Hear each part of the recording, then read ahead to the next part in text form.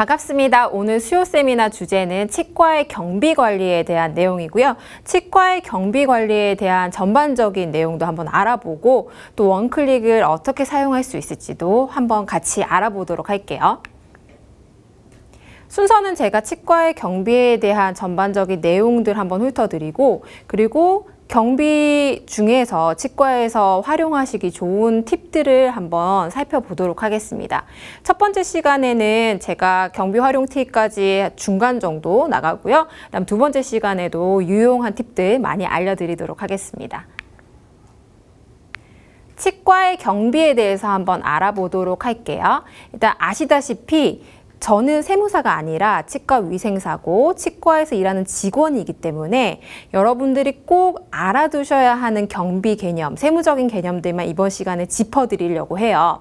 그래서 세무사분한테 무조건 세무 처리를 맡기는 게 아니라 경비에 대한 내용도 알고 계시면 치과에서 챙길 수 있는 부분들이 많이 있고 또 환자분들이라든지 거래처 분들과의 매출 관계에 있어서도 경비를 알고 계셔야지 잘 처리하실 수 있기 때문에 저는 이제 꼭 알아야 되는 부분에 대해서 한번 짚어드리도록 할게요.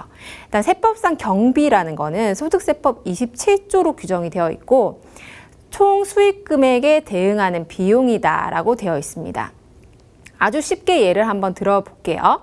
A라는 가게와 B라는 가게가 있을 때 두 가게의 매출이 똑같다 할지라도 실제로 이 가게를 운영하는 비용에는 차이가 있을 수 있겠죠.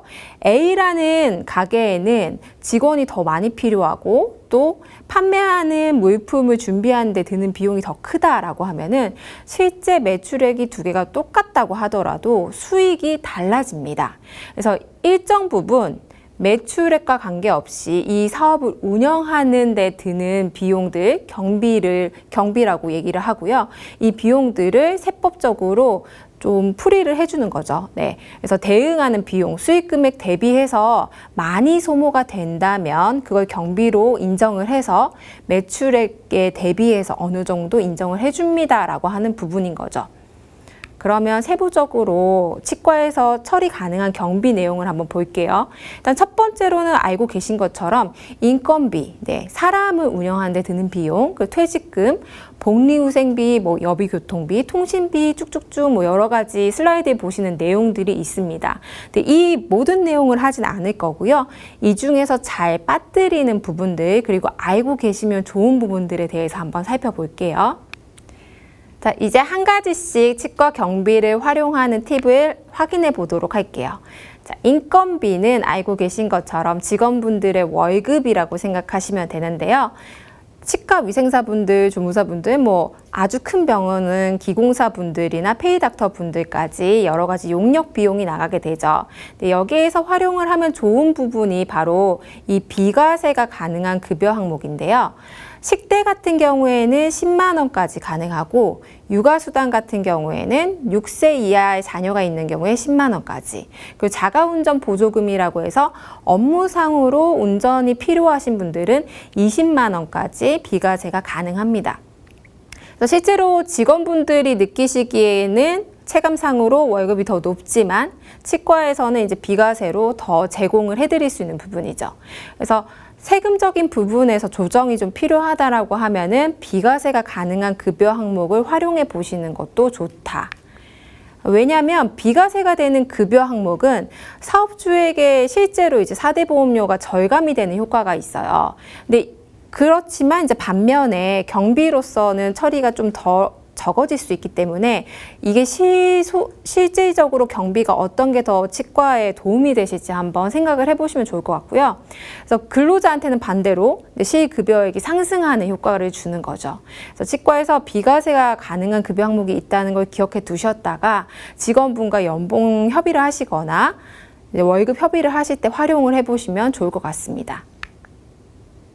자, 그 다음 두 번째로 복리후생비 중에 잘 빠뜨리는 내용 그리고 모르고 계신 내용들을 한번 살펴볼게요. 복리후생비라고 하면은 치과가 복리후생이 제공되는 게 있어? 라고 생각을 하실 수 있는데 여러 가지 내용들을 복리후생비로 제공을 하실 수가 있고 경비로 그러니까 사업상 사용되는 비용으로 처리를 할 수가 있습니다. 일단 한번 내용을 살펴볼게요.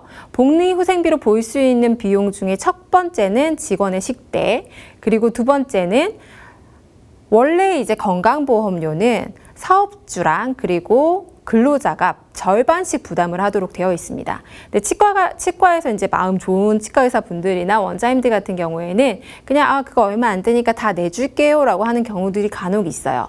그랬을 때 원래는 부담을 안 해주는 분인데 부담을 해주고 계시기 때문에 이 또한 복리후생비로 볼 수가 있는 거죠.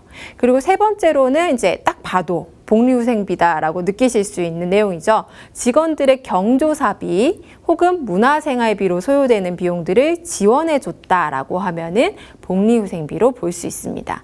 그리고 네 번째로 직원 피복비가 있는데요. 병원들은 아시다시피 유니폼을 착용을 하게 되고 뭐 수술복 같은 것들 피복비가 발생하게 되는데 이 피복비도 복리후생비로 들어가기 때문에 직원분들 옷을 맞춰줄 때 사실 치과에서 굉장히 부담을 느끼는 경우들을 많이 봤거든요.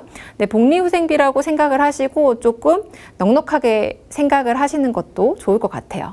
근데 물론 이제 그런 관점은 있죠. 직원분들을 뽑아서 옷을 맞춰줬는데도 불구하고 1개월도 채 근무를 못하고 그만두는 직원들이 있다 보니까 그래도 3개월 정도는 근무하고 옷을 맞춰주면 좋겠다라고 생각하는 경우들이 있는 거죠. 대신에 조금 팁을 드리자면은 옷을 직원분들이 가져가지 않고 반납하는 형태로 받으시면은 당장 이제 신규로 채용하신 분들한테 제공을 해줄 수가 있기 때문에 너무 부담을 느끼지 마시고 또 경비 처리도 가능하다는 걸 기억해 두셨다가 세무사분한테 자료를 같이 제출을 해주시면 좋겠죠. 증빙하는 방법은 개설자의 기업카드나 법인카드 혹은 이제 직원명의 카드 사용 내역서 그리고 경조사비 같은 경우에는 카드로 우리가 경조사비를 낼 수는 없죠. 경조사비는 대부분 이제 결혼식에 참석하실 때 내시는 비용이나 아니면 조의금으로 제출을 하시기 때문에 현금이 왔다 갔다 하게 되는 상황이 있는데 현금 같은 경우에는 지출결의서를 작성을 해주시면 됩니다. 그래서 사실 치과들이 현금 관리가 잘 안 돼서 직원이니까 당연히 경조사비 내지라고 생각을 하고 빠뜨리는 경우들이 많이 있는데 경조사비도 지출결의서를 작성을 잘 해두시면 복리후생비로 받으실 수 있다는 거죠. 가급적이면 이 세무적으로 경비를 처리하는 내용들은 다 카드로 처리를 해주시는 게 좋은데요. 카드로 처리를 할 수 없는 이런 부득이한 경우에는 지출결의서를 작성해 주시면 됩니다. 자, 그리고 복리후생비 중에 항상 이슈가 되는 게 바로 회식비예요. 네, 회식비 같은 경우에 접대비로 경비 처리를 그냥 세무사분들이 일괄로 해주시는 경우가 많은데 이 이유가 뭐냐면 회식비가 원래는 엄밀히 따지면 복리후생비입니다. 근데 복리후생비로 넣기에 증빙자료가 부족해서 혹은 비용이 복리후생비치고는 너무 큰 경우에 복리후생비로 넣지 못하는 경우들이 있어요. 근데 제 생각에 치과의 규모가 아주 큰 게 아니라면 회식비가 그렇게 많이 나올 경우는 적기 때문에 회식비로 사용한 거를 당연히 복리후생비 계정으로 사용을 하시는 게 좋아요. 근데 선생님들이 질문하실 수 있죠. 어차피 사용한 비용이고 접대비에 들어가든 아니면 복리후생비로 들어가든 차이가 없지 않나요? 경비로 똑같이 처리가 되잖아요 라고 말씀을 하실 수 있는데 접대비 같은 경우에는 계정 자체가 여유가 좀 있고 다른 경비들을 처리하기가 좋습니다. 그래서 여유분으로 남겨두시는 거죠. 복리후생비 같은 경우에는 이 회식비를 복리후생비로 처리를 할 수 있음에도 불구하고 접대비로 들어가게 되면은 접대비로 처리할 수 있는 나머지 비용들 처리를 못하게 되기 때문에 복리후생비로 받을 수 있는 만큼은 경비 처리를 해주시는 게 좋다라는 점. 자, 그러면 접대비로 안 받고 복리후생비로 인정을 받으려면은 뭘 준비해야 되나요? 이걸 알고 회식을 해야겠죠. 일단 첫 번째, 자, 회식 일정표가 필요합니다. 제가 이 얘기를 이제 오프라인 강의에서도 해보면은 선생님들이 어떻게 회식을 하는데 일정표를 작성합니까? 라고 얘기를 하시는데요. 네, 근데 사실 굉장히 심플하게 생각하시면 돼요. 이 일정표 계획표라는 게 작성 양식이 구비 양식이 있는 게 아니고요. 치과에서 오늘 몇 시에 어디 식당에 갈 거고 몇 시부터 몇 시까지는 또 어디로 이동합니다 라고 하는 간략한 계획표만 문서로 있으면 되기 때문에 그냥 일기 쓰시듯이 간단히 쓰셔도 되고 2줄만 작성을 하셔도 무방합니다. 그래서 회식을 하시는 날 작성을 해주시면 되고, 사실 사전에 작성됐는지 사후에 작성됐는지는 사실 알 수가 없어요. 그래서 말이 이제 일정표, 계획표지, 다 회식을 하시고 나서 그날 몇 시부터 몇 시까지 어느 장소에 있었는지만 간략히 일정을 적어주시면 됩니다. 그리고 이제 두 번째로 회식 관리대장에 지금 적어주신 일정표 같은 거에 사진을 첨부해 주시면 되는데, 무슨 사진을 첨부해요? 라고 하실 수 있겠지만 요즘 SNS도 많이 하시고 선생님들이 사진 굉장히 많이 찍으시거든요. 그래서 여러 명이 같이 있는 사진만 한 장씩 찍어서 같이 파일로 보관을 해주시면 되고요. 당연히 이제 사용한 비용에 대한 영수증은 첨부가 돼야겠죠. 그리고 혹시나 이제 팁으로 이제 4번째 부분을 적어놨는데, 4번째 이제 4번 같은 경우에는 회식비로 꼭 발생하는 건 아니고, 회식을 하고 나서 이제 원장님께서 술을 많이 드시거나 기분이 좋으면 현금으로 교통비를 막 이렇게 쏘시는 경우들이 있거든요. 그랬을 때 기분 좋게 현금 교통비를 받으셨으면 다음날 출근하면서 데스크에서 지출결의서에 사인 한번 해주시면, 직원분들이 사인 한번 해주시면은 이것도 이제 회식비 안에 포함시켜서 현금 교통비도 같이 처리를 해주실 수가 있습니다. 그래서 만약에 원장님께서 돌아가는 교통편에 대해서 현금을 챙겨주셨다라고 하면은 지출결의서를 우리 직원분들도 사랑하는 마음으로 한번 작성을 해주시면 좋을 것 같아요. 자, 지출결의서 제가 아까 잠깐 설명드렸었는데, 현금으로 지급을 했을 때 증빙자료로 활용되는 자료고요. 지출결의서 양식은 인터넷의 포털에 아무데나 치시면은, 지출결의서라고 치면은 양식이 굉장히 많이 있습니다. 그 중에서 마음에 드는 거 하나 골라서 사용을 하시면 돼요. 자, 그리고 아까 잠깐 언급됐던 접대비에 대해서 그러면 한번 알아볼게요. 접대비는 말 그대로 업무와 관련한 접대, 교재, 사례 등의 명목으로 거래처에 지출한 비용이나 물품비입니다. 그래서 접대비 같은 경우에 식사를 제공했다든지 아니면 어떤 선물을 제공했다든지라고 하면은 당연히 신용카드를 사용해서 거래 처리를 해주셔야지 경비가 가능하고요.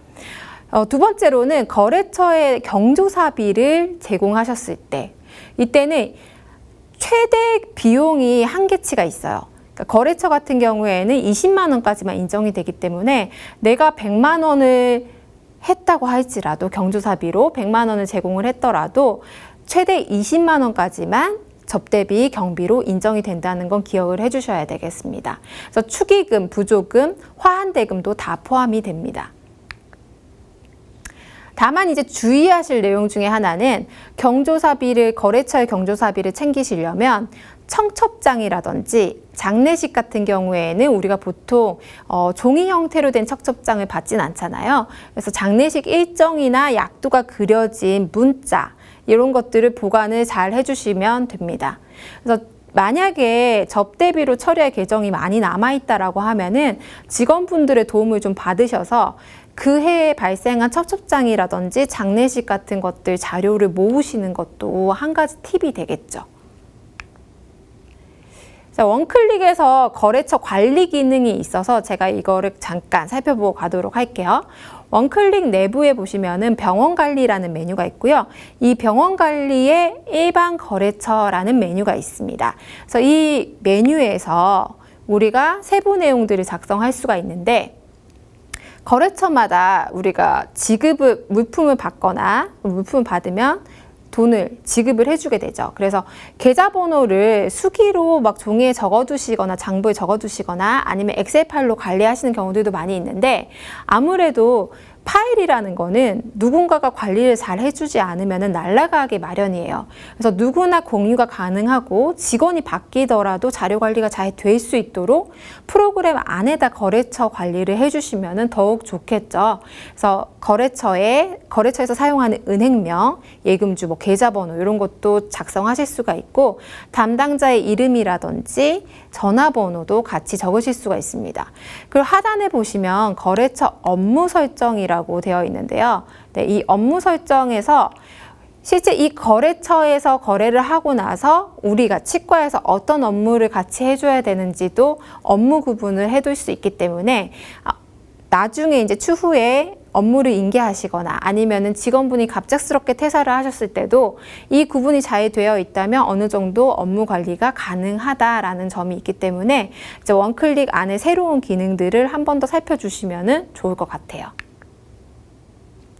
자, 그리고 제가 한 가지 기능을 더 가져왔는데 거래처를 관리하는 것 중에 치과의 대표적인 거래처는 사실 기공소예요. 네, 기공소인데 기공소에서 우리가 거래를 할 때 보통 종이가 왔다 갔다 하는 종이 의뢰서를 사용을 하는데 종이 의뢰서 대신에 프로그램 내에 있는 전자 양식을 사용할 수가 있습니다.